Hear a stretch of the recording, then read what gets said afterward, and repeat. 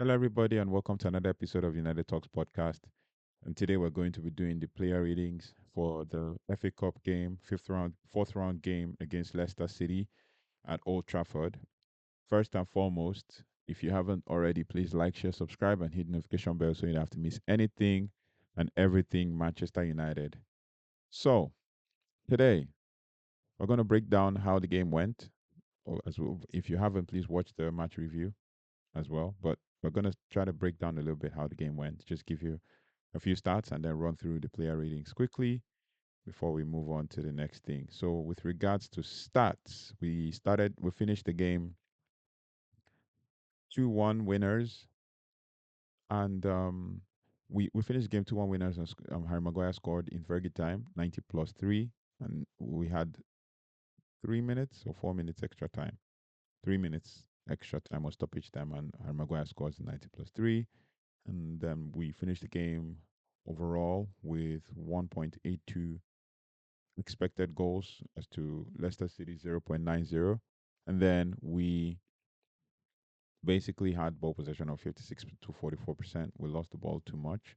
Had the 13 shots and 4 shots on target. In the first half, we had 2 shots, 0 on target. But in the second half, we had 11 shots and 4 on target. 4 big chances in the second half and 2 big chances in created, 2 big chances missed.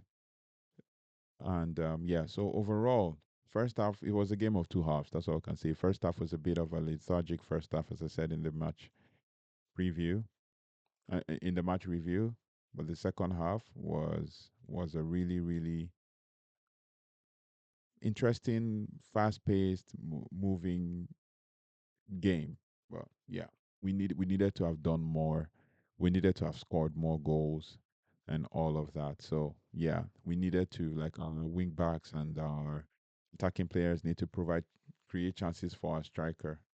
Our striker. Other than Leicester City's goal, I don't think they had anything interesting to challenge Manchester United. So yeah, overall, it was a game of two halves. But what can we say? With regards to passes overall, 578 to 464, which was really close. We had 486 pass accuracy, that is 80 accurate passes, that's 84% to Leicester City 383, 83%. So we had 298 passes in our own half and 188 in the opposition half. I mean, 22% and 22 accurate long balls, that's 48%, really low. And then accurate crosses one, which is 7%. Right? So it was a game to think about, like a bit lethargic, but a game to think about. So we're gonna do player ratings. The game started with Onana in net, Euro, Maguire, Nusa Mazarawi. Mazarawi started on the left side of the defense and was moved to the right side in the second half. Patrick Dogu, Manuel Ugarte, Bruno Fernandes and Diogo Dallo. And then we had Kobe Menu, Ahmad, and Hoyland up top. So we're going to go start from the back. We had Andre Onana in net. Excuse me, nothing too much to report. Didn't have too many saves except for the first half. And yeah, 6.5 rating for me. Wasn't, there's nothing basic. Like, for his stats in the game, played the whole 90 minutes, 2 saves, 1 goal conceded, and 0.34 goals prevented. Accurate passes 17 of 23, some 4%. One accurate long ball, 1 of 7, 14%. 27 touches. Nothing too much to report. And then in the right side of centre back, as he started, Lenny Euro, he gets a 7.0 rating for me. 19 years old, turned up today, tried to quicken the game, 80 of 88 passes, 91%. And he pushed 7 duels won, 6 duels lost. He pushed hard to try to drive from the back. So I think he's getting an understanding of what is required of him in this team I think he's getting an understanding of what is required of him in this team. So yeah, he gets a 7.0 for me.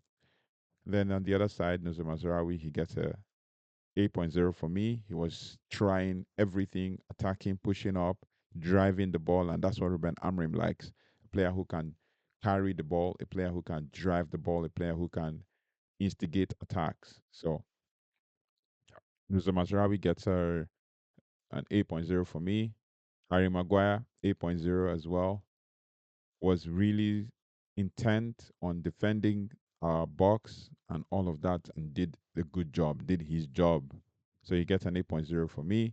And then in mid, we had Bruno Fernandes and Manolo Gatti. Manolo Gatti, 7.5 for me. Played the whole 90 minutes, was subbed at the 90th minute for Casemiro. Played really well, tried to get into serious tackles to try to win balls and all of that. Surprisingly, no Leicester City player got yellow cards. Only Ugarte got a yellow card, and that was for that ridiculous tackle that he made, the Lisandro Martinez tackle. And I think that's the thing with very hard South American players. But it is what it is. I love that he was in everybody's faces, pressing, dropping. I think he was even pretty tired, but yeah. And he was making some really interesting passes. So 8.0 for me. Bruno Fernandes, he gets a 9.0 for me. Or yeah, 9.0 for me. But trying to control things, defending, attacking, playing box to box, and all of that, doing all the running and all. So I really appreciated that. I mean, he wasn't losing too many balls, making so many long passes.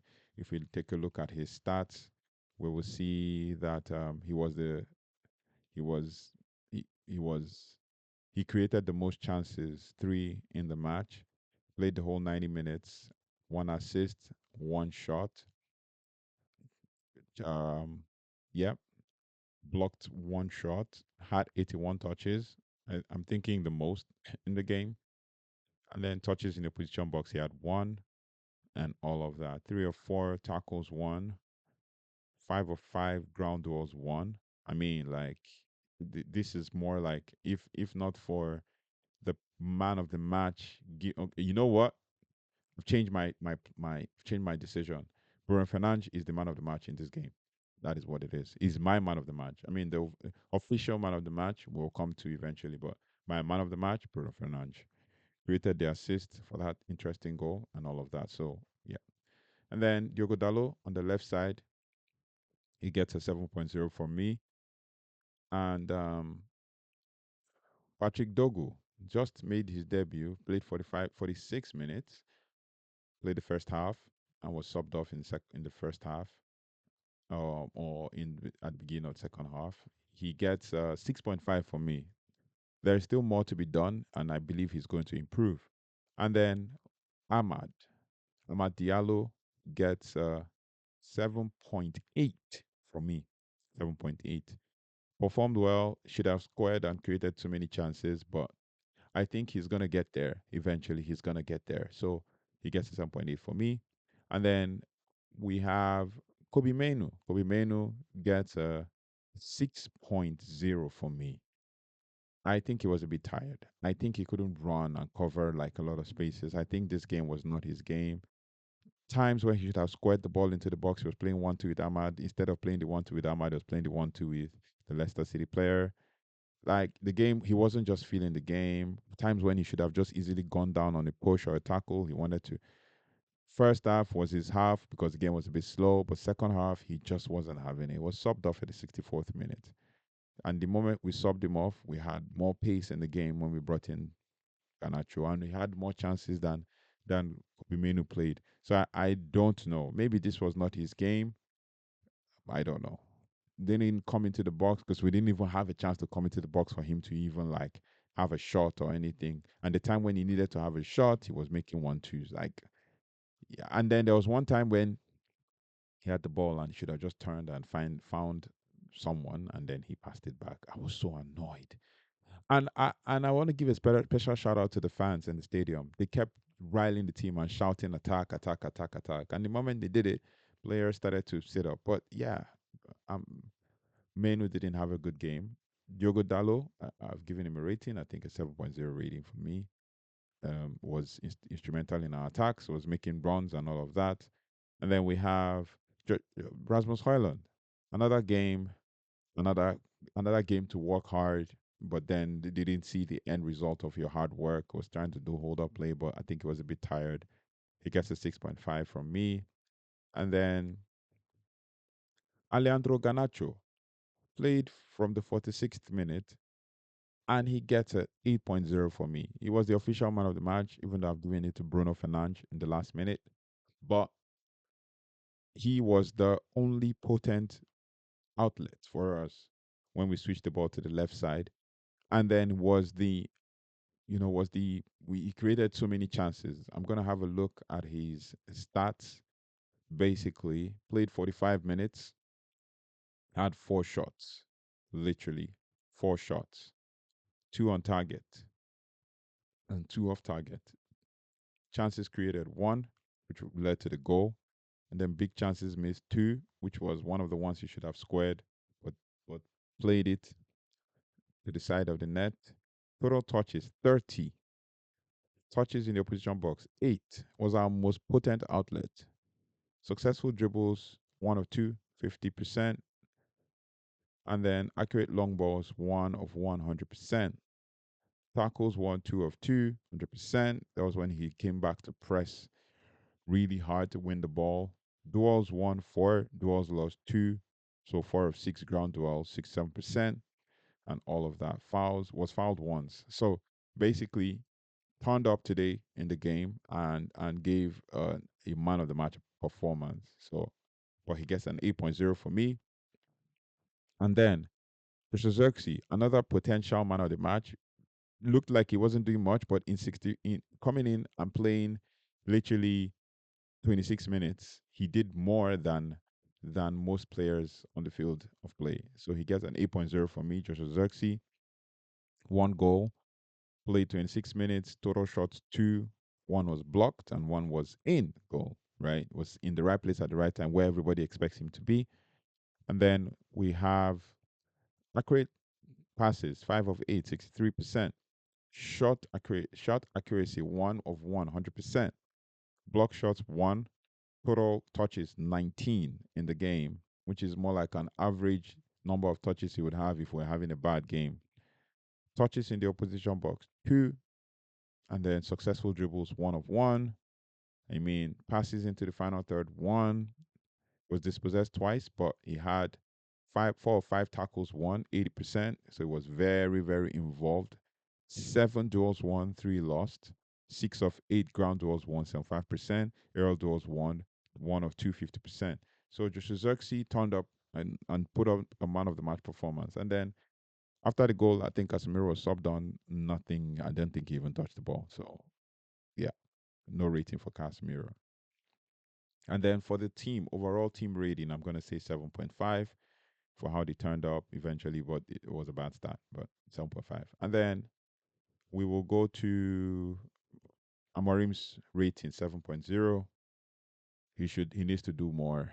He needs to ensure that this team digs deep. Maybe even bring in some academy prospects to come and push these guys up, and then to make these guys know that if you mess up, you lose out. You snooze, you lose. I wished that Toby Collier would have come on, but he didn't. I think he was on the bench, but didn't come on. And it was good that Matthias de Ligt was rested.